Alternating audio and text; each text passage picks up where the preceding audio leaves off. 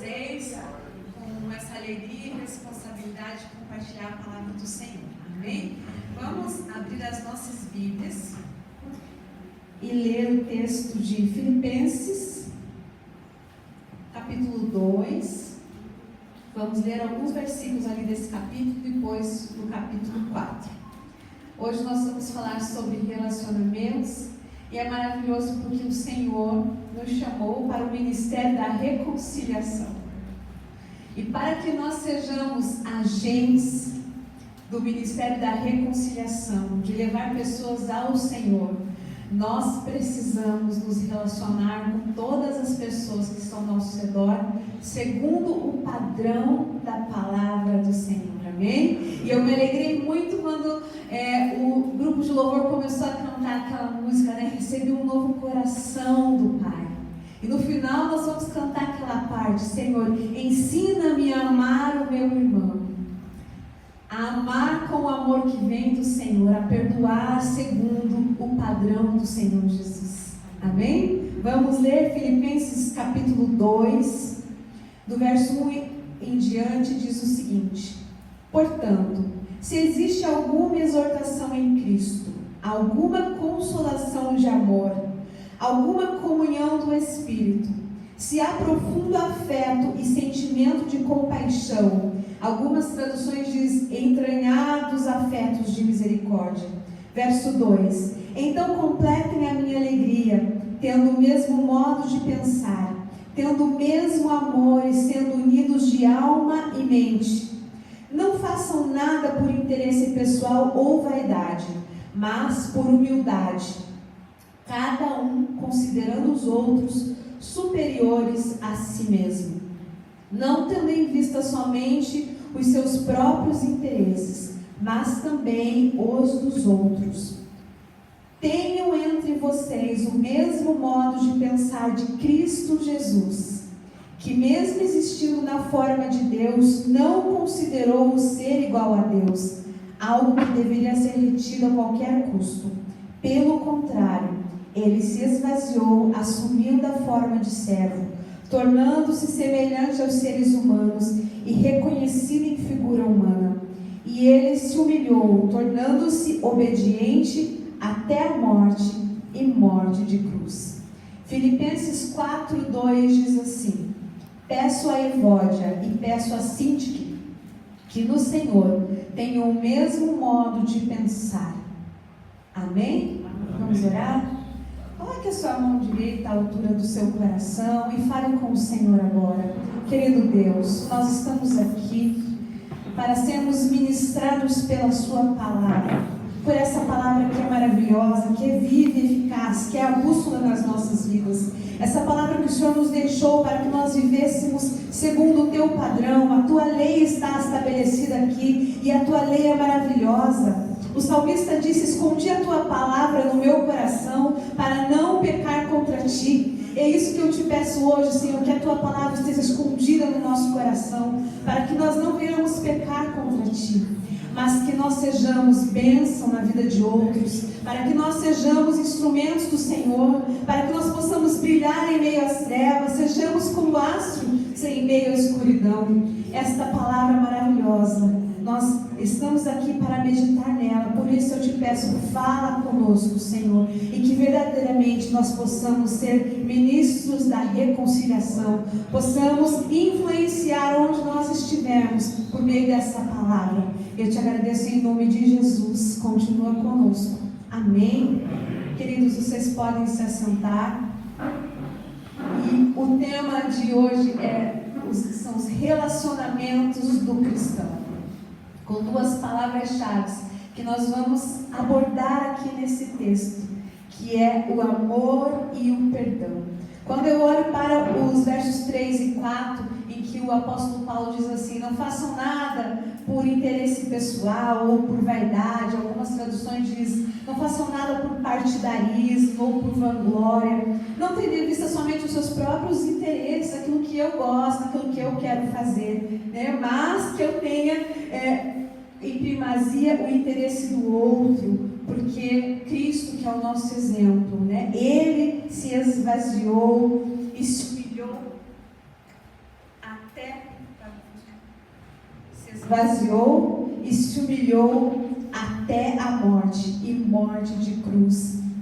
Nós vemos aqui que o apóstolo Paulo, nessa carta de Filipenses, ele traz vários assuntos, vários temas sobre relacionamento. E a igreja de Filipe era uma igreja muito abençoada, que fazia muito, que trabalhava, mas eles tinham algumas dificuldades. Tanto que quando a gente lê lá o capítulo 4, nós vemos que nós tínhamos lá 2 irmãs que estavam tendo alguns problemas, e ele começa a falar sobre o fato de pensar da mesma forma, de pensar concordemente.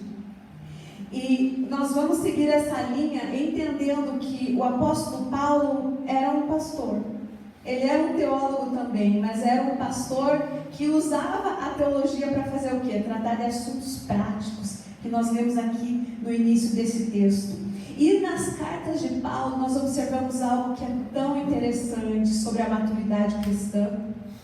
A maturidade cristã é a capacidade que nós temos, que cada um de nós, que já entregamos a nossa vida a Cristo, que já aceitamos o Senhor Jesus, a capacidade que nós temos de usar o conhecimento que possuímos das Escrituras para nos relacionarmos de forma correta, para agirmos em prol desse reino maravilhoso. Mas a grande esperança é que no próprio capítulo 1, o apóstolo Paulo diz que aquele que começou a boa obra é fiel para cumpri-la, para finalizá-la, para continuá-la. Ou seja, nós estamos em obras, nós estamos em crescimento, nós estamos sendo desenvolvidos de acordo com essa palavra que é tão maravilhosa. Diga assim comigo: maturidade cristã não está relacionada somente com o que eu sei,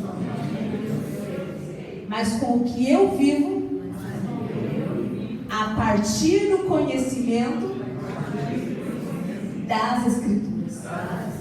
Com certeza, se eu for perguntando aqui para cada um de vocês, irmãos abençoados que estão aqui nesse culto de oração, nesta terça-feira gelada, né? Vocês conhecem Filipenses 1, conhecem Filipenses 2, Filipenses 3, 4 e assim por diante. Mas o Senhor quer nos alertar hoje que os nossos relacionamentos, eles devem estar pautados na palavra de Deus, e que a maturidade significa colocar em prática aquilo que eu sei em relação hoje a amor e também ao perdão. Amém? Amém.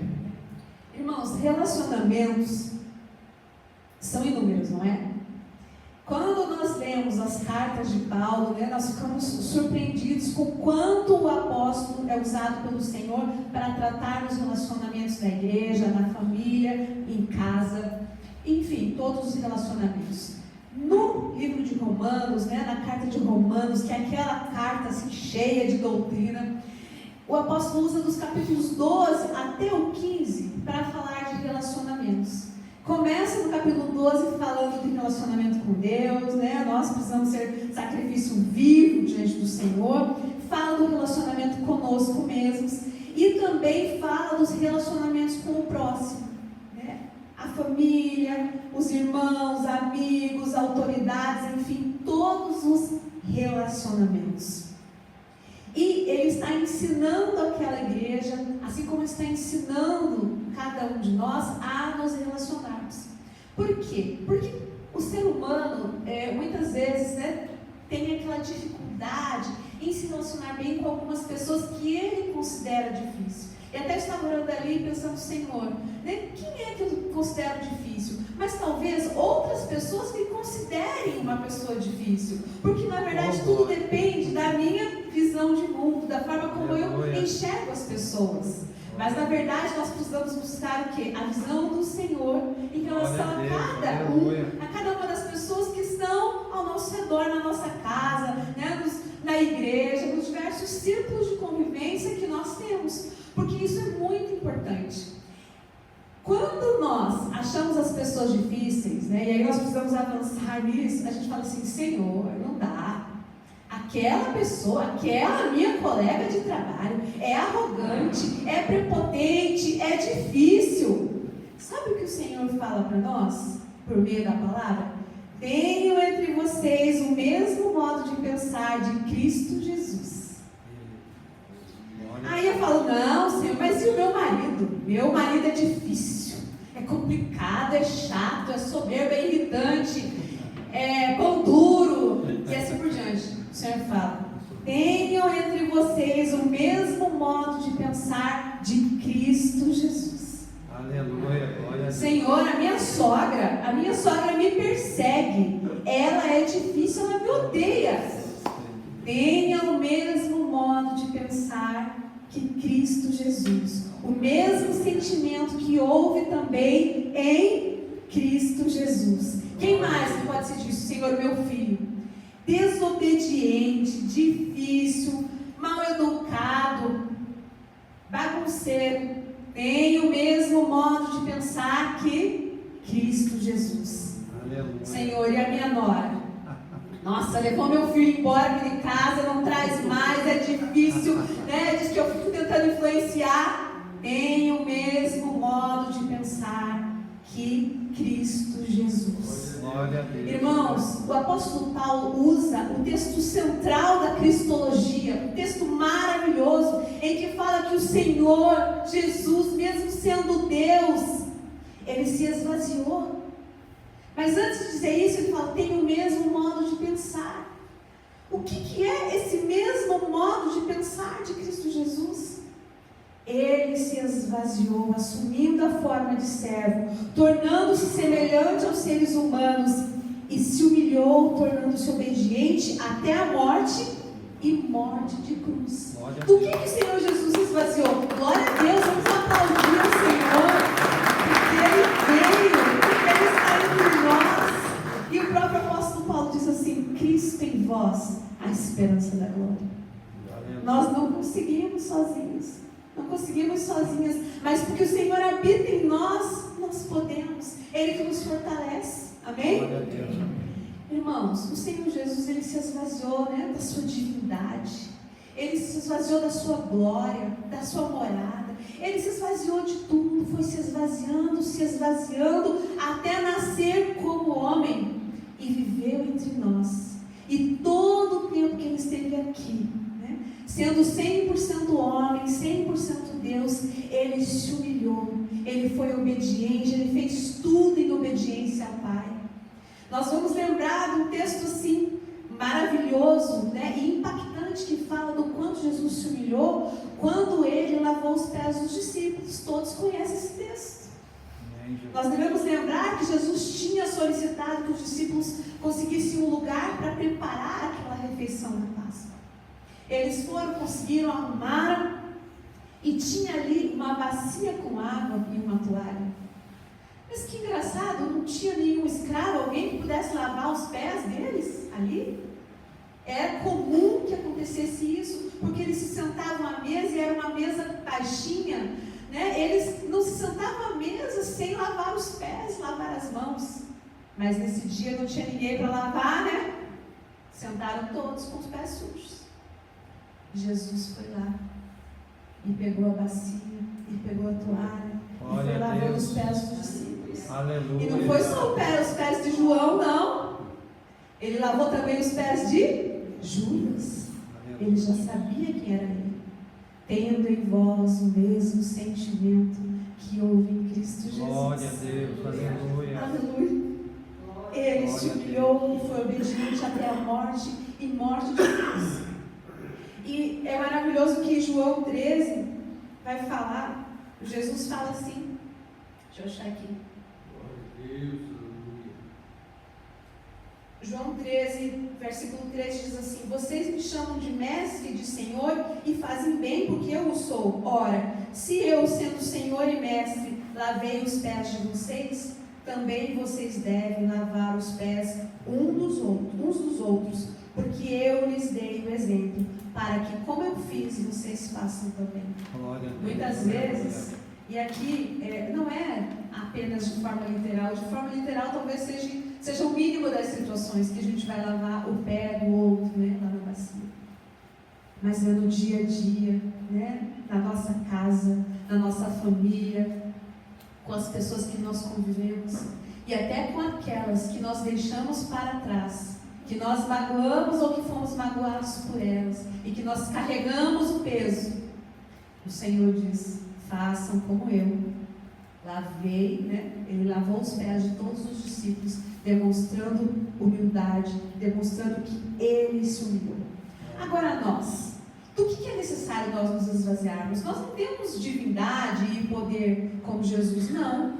Mas nós temos muitas coisas que nós precisamos tirar da nossa vida, do nosso coração, para que nós possamos ter o mesmo sentimento que houve em Cristo Jesus. Amém. Começa que ele diz lá, no texto que nós lemos, que nós não devemos viver em partidarismo, interesse pessoal, vanglória, apenas os meus interesses.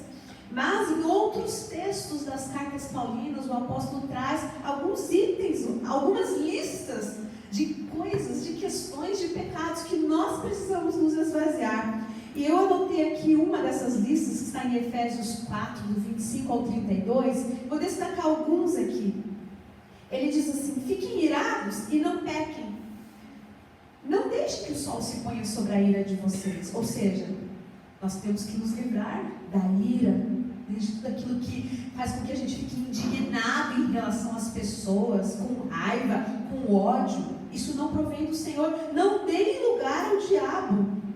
Não saia da vossa boca nenhuma palavra torpe, xingando o irmão, falando mal, julgando aquela pessoa ruim, aquela pessoa difícil, aquela pessoa terrível, fique longe de mim. Não, nós precisamos deixar isso para trás, para que nós não venhamos entristecer o Espírito Santo de Deus que habita em nós, do qual nós somos selados para o dia da redenção. O Espírito Santo está aqui, né, guardando o penhor da redenção.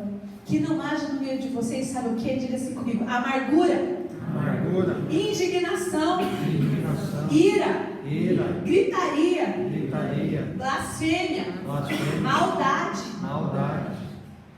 Agora, sabe o que o Senhor diz para nós? Pelo contrário, sejam bondosos, compassivos, uns para com os outros, perdoando uns aos outros, como também Deus em Cristo perdoou vocês. O Senhor Jesus, aquele mesmo que se esvaziou, que se humilhou, que nós precisamos ter o mesmo sentimento que Ele. E aí nós precisamos falar para o Senhor: Senhor, mas Tu és perfeito, Tu és maravilhoso, e eu sou a Daiane, tenho uma natureza pecaminosa, sim. Mas o Espírito Santo é quem trabalha em mim. Se eu permitir, se eu não resistir, se eu buscar me esvaziar de tantas coisas que vêm somando negativamente na nossa vida e vai a cada dia, né, nos distanciando do Senhor. E aí de repente nós estamos há tanto tempo na igreja, há tanto tempo caminhando com o Senhor, mas deixando coisas, né, que vão se acumulando na nossa vida e no nosso coração. E maturidade cristã, como nós já falamos, não é apenas conhecer, mas é colocar em prática aquilo que conhecemos. É isso que vai fazer a diferença. Irmãos, se nós nos esvaziarmos de todo o pecado e nos humilharmos diante do Senhor, né, nos humilharmos diante da poderosa mão de Deus, nós vamos agir com amor e perdão em relação ao nosso próximo. E quem é o meu próximo? Eu sou próximo de quem? São tantas as pessoas que são nosso próximo. Às vezes a gente fica escolhendo, né? Esse próximo aqui, né, eu posso, né, me relacionar melhor com esse não. Mas independente das dificuldades, das situações que nós enfrentamos ao longo da vida, nós precisamos amar e perdoar, porque esse é o exemplo de Jesus. Quando nós falamos sobre perdão, eu lembro diretamente do texto em que Jesus foi questionado. Vocês devem se lembrar. Jesus foi questionado sobre, né, a salvação, sobre como entrar no céu. E esse texto está lá em Lucas 10, 27. E Jesus diz assim: lembra? Ame, qual que é a receita? Né? Qual que é a receita para esse reino maravilhoso? Ele vai falar: ame o Senhor seu Deus acima de todas as coisas. Mas tem um outro, né, mandamento também, ame o seu próximo como a ti mesmo. E quando o Senhor fala isso e ele é questionado, ele conta uma parábola que todos nós conhecemos, a parábola do bom samaritano. E nessa parábola nós vemos assim, né, alguns relatos, né, daquelas pessoas que não socorreram aquele homem que estava machucado, e aparece, né, aquele samaritano que não conhecia aquela pessoa, que não era da mesma linhagem, mas ele ama e cuida e dá o máximo por aquela pessoa. Glória a Deus. Se nós formos pensar e avaliar, são pouquíssimas as vezes que acontece algo semelhante conosco. Isso seria como hoje, de repente, a gente sair ali na rua, tá indo embora, já cansado, com frio, e ver alguém ali caído, parar, cuidar, levar para o hospital, levar para o hotel, fazer alguma coisa. E às vezes a gente pensa, nossa, mas isso parece tão difícil, né? Quase não faz parte da nossa realidade. Só que é importante perceber que é um exemplo que o Senhor deu, uma parábola, mas ele estava ali confrontando aqueles fariseus, aquele homem que questionou, para mostrar que a lei, de uma forma completa, né, ela foi cumprida pelo Senhor Jesus. E o amor que aquele samaritano demonstrou por aquele homem é a maneira como Deus cuida de nós, de uma forma plena, independente das circunstâncias. Agora, se eu muitas vezes não consigo fazer isso por aquele desconhecido, por que eu não faço para aqueles que são mais conhecidos, aqueles que estão mais próximos de mim? Aqueles que eu consigo, porque eu estou em aperfeiçoamento, eu estou em constante evolução, eu estou em obras, eu estou buscando, eu sei que eu não consigo a plenitude, eu não consigo amar na plenitude do Senhor Jesus, eu não vou conseguir ter na minha mente plenamente o mesmo sentimento que houve em Cristo Jesus, mas eu sou filha do Senhor, Ele habita em mim por meio da ação do Espírito Santo. Então eu posso dar passos e posso caminhar rumo em direção ao que a palavra nos orienta. Porque a gente lembra do texto de Coríntios, né? Daquele texto maravilhoso que fala sobre o amor. Porque o amor é paciente, é bondoso, o amor não arde de ciúmes. O amor é algo, né, maravilhoso, esse amor que vem do Senhor, esse amor ágape. E eu preciso caminhar buscando amar como o Senhor, mesmo que eu não esteja nessa totalidade, mas eu preciso caminhar sim nesse amor. Em Gálatas 5, do 13 ao 15, o apóstolo Paulo disse assim: vocês foram chamados à liberdade, mas não usem a liberdade para dar ocasião à carne. Às vezes a gente pensa, eu já estou salvo, eu sirvo ao Senhor. Mas cuidado, não use a liberdade que você tem no Senhor para dar ocasião à carne. Pelo contrário, sejam servos uns dos outros pelo amor. Porque toda a lei cumpre em um só preceito, a saber, ame o seu próximo como a você mesmo. E aí, gente, o apóstolo Paulo, ele traz um versículo aqui, que é o 15, que a gente quase se assusta de ler. Ele diz assim: mas se vocês ficam mordendo e devorando uns aos outros, tenham cuidado para que não sejam mutuamente destruídos. Eu falei, misericórdia, Senhor, quando eu li esse texto. E aí, né, o Senhor me lembrou de que muitas vezes as pessoas em suas casas, suas famílias, estão realmente se mordendo, devorando uns aos outros, se destruindo com palavras, com atitudes, no ambiente da igreja, no ambiente do trabalho, porque um quer ser melhor que o outro. Mas nós lemos o texto inicialmente que diz assim: cuidado, não vivam em partidarismo, né? Considere o outro superior a você. Quando a gente vai lá para Romanos, nós vemos que o apóstolo também alerta sobre isso e diz assim: pense com moderação sobre você. Não vai pensar também que você não é nada, mas também não fique se achando. Porque toda vez que você começa a se achar demais, você vai entrar pelo caminho do partidarismo, né? O caminho das facções, das brigas, das pelejas. Mas o Senhor nos alerta: não devorem uns aos outros, porque assim vocês serão mutuamente destruídos. Irmãos, e se está na palavra, é porque nós precisamos ouvir e precisamos refletir sobre isso, o quanto nós estamos vivendo assim.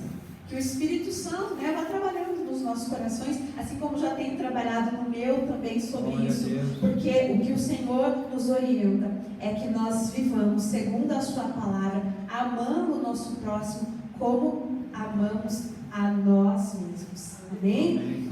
E aquele que ama não se conduz inconvenientemente, né? Não busca somente os seus interesses, não se irrita, não se ressente do mal, e não vai falar assim, misericórdia, aquele irmão, aquele pastor, porque a palavra diz, tem em você o mesmo sentimento que houve em Cristo Jesus, que se esvaziou e se humilhou, porque se nós nos esvaziamos no pecado, nos humilhamos, nós podemos perdoar.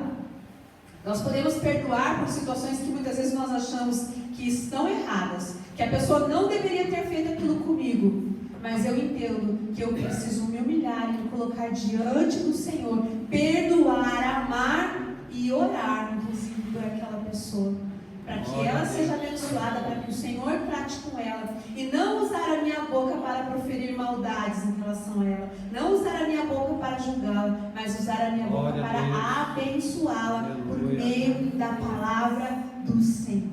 Glória a Deus. Amém, queridos? Vamos falar um pouquinho ainda sobre o perdão. Aplauda o Senhor, glória a Deus.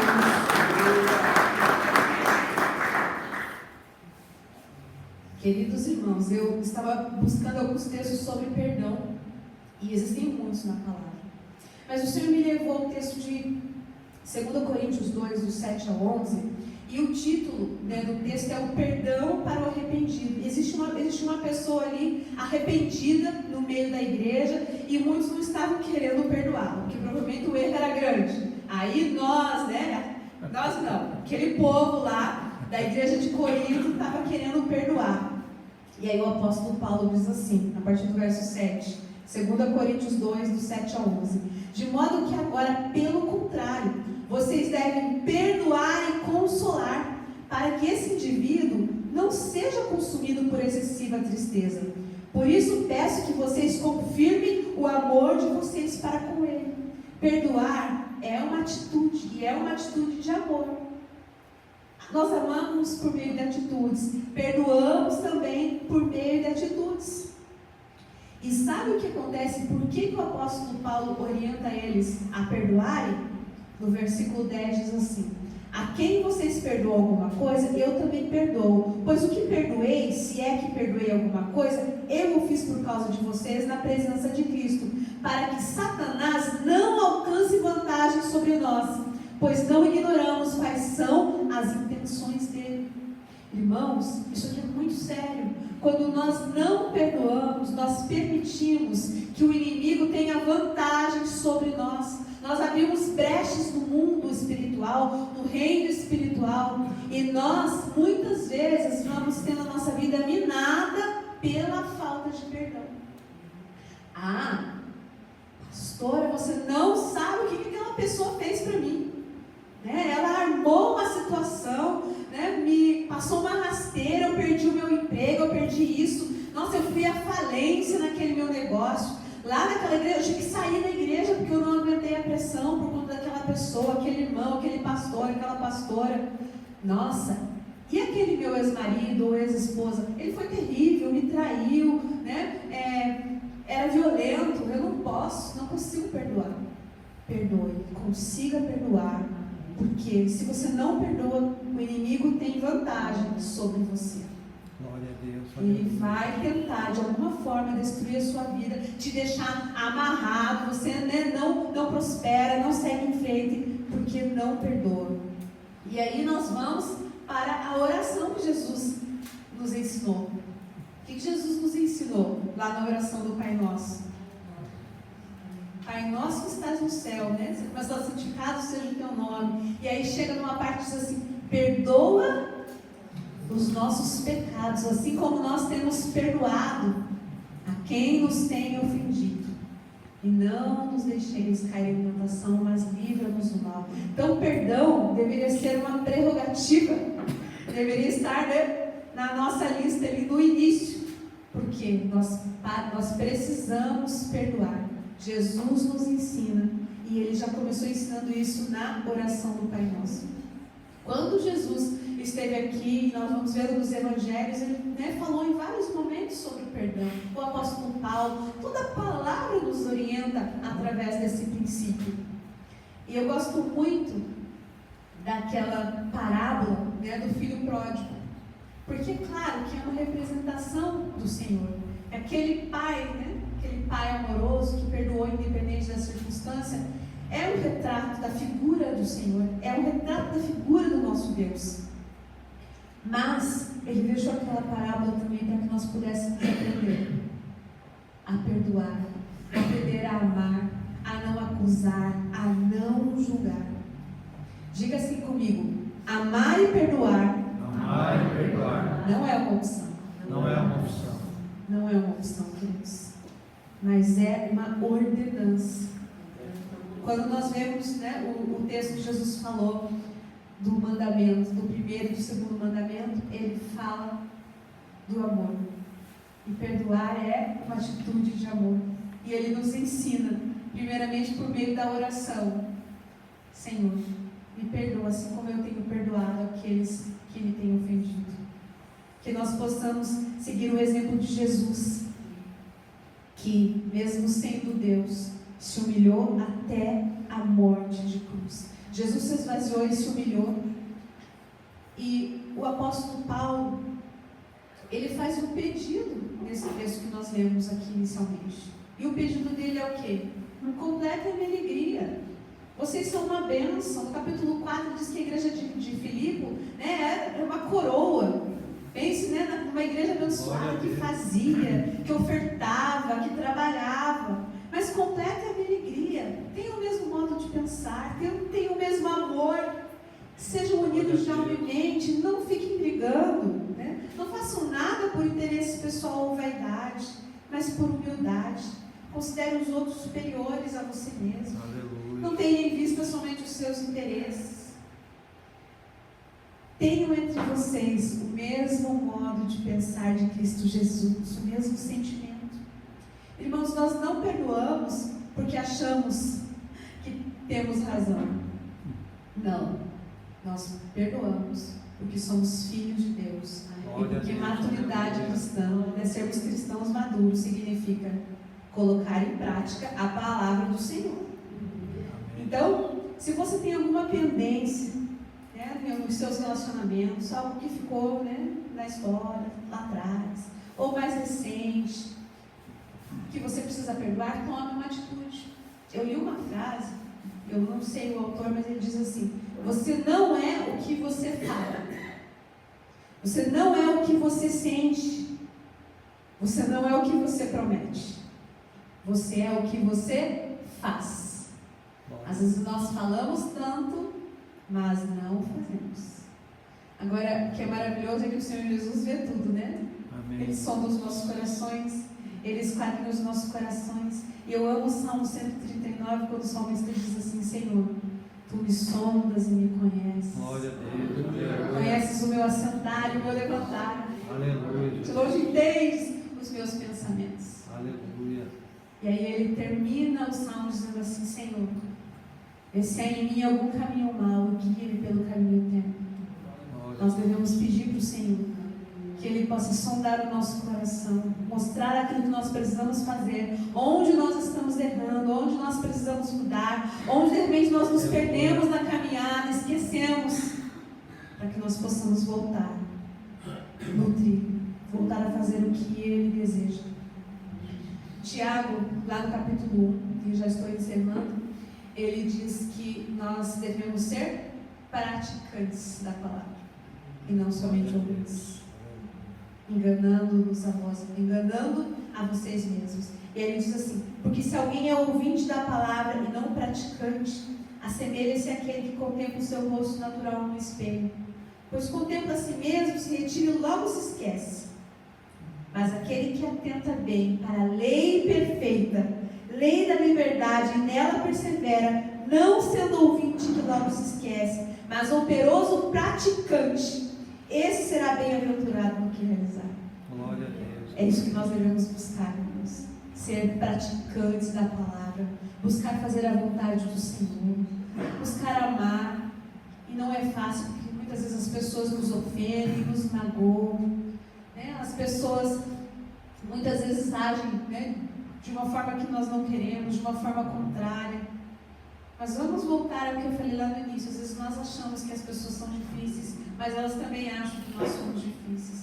Então que nós possamos realmente pedir: Senhor, me sonda, né? Esquadrinha o meu coração, mostra quem eu sou e as áreas que eu preciso mudar, para que eu também não saia ofendendo, magoando, entristecendo as pessoas, mas que eu seja, como o apóstolo Paulo disse em 2 Coríntios 5, ministro da reconciliação. Aleluia! Pense que nós, como ministros da reconciliação, não podemos sair aí julgando, brigando, ofendendo, magoando, mas nós precisamos sair por aí influenciando essa geração perversa, essa geração sem o Senhor, essa geração sem Deus. Precisamos ser diferentes, segundo o padrão da palavra. Amém? Glória a Deus. Quero convidar os irmãos do louvor para vir aqui e ministrar novamente aquela música, né? Ensina-me a amar o meu irmão, a olhar com os teus olhos, perdoar com o teu perdão. É isso que nós precisamos. Aprender com o Senhor Jesus, tendo o mesmo sentimento que houve em Cristo Jesus. Nos esvaziarmos da ira, da cólera, dos ciúmes, da inveja, da mentira. Nos esvaziarmos de todo o pecado, para que o Senhor possa operar em nós e por meio de nós, para que nós sejamos, né, a Bíblia, que muitas pessoas que não conhecem o Senhor Jesus leiam ali fora, para que, se necessário, a gente fale, mas que as nossas atitudes façam a diferença onde nós formos. A começar aqui, a começar na nossa casa, amém? Quero convidar vocês a se colocarem em pé e começarem a cantar aqui juntamente com o Ministério do Louvor. E depois nós vamos orar, pedir que o Senhor nos ajude, que Ele nos ensine, que Ele ministre na nossa vida o que Ele deseja, amém? Recebi o novo coração do Pai, coração regenerado, coração transformado, coração que é inspirado por Jesus. Como fruto deste novo coração, eu declaro a paz em Cristo, te abençoo, meu irmão, preciosa é a nossa comunhão. Somos corpo, assemelhados claros, totalmente ligados, unidos, vivendo em amor, uma família, sem qualquer falsidade, vivendo a verdade, expressando a glória do Senhor, uma família, meu compromisso do grande amor de Cristo. Eu preciso de ti, querido irmão, precioso és para mim, querido irmão, eu preciso de ti, querido irmão, precioso és para mim, querido irmão. Irmãos, eu creio que todos nós que estamos aqui precisamos ser ministrados pelo Senhor. Eu quero convidar você a chegar aqui, que os pastores vão orar, para que o Senhor te dê a direção, para que o Senhor esquadrinhe o teu coração, te lembre de situações que porventura você precisa consertar, perdão que precisa ser liberado, relacionamentos que precisam ser consertados. Chegue até aqui que nós vamos orar e vamos ministrar na sua vida, porque o Senhor deseja que cada um de nós sejamos completos no reino, sejamos esses ministros da reconciliação. Mas para que isso aconteça,